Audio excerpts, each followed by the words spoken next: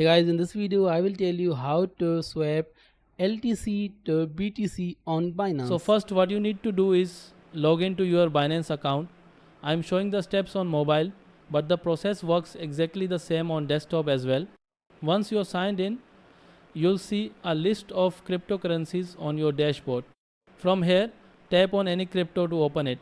For example, I'll select Bitcoin just to demonstrate. On the coins page, scroll down until you find the convert option and tap on it.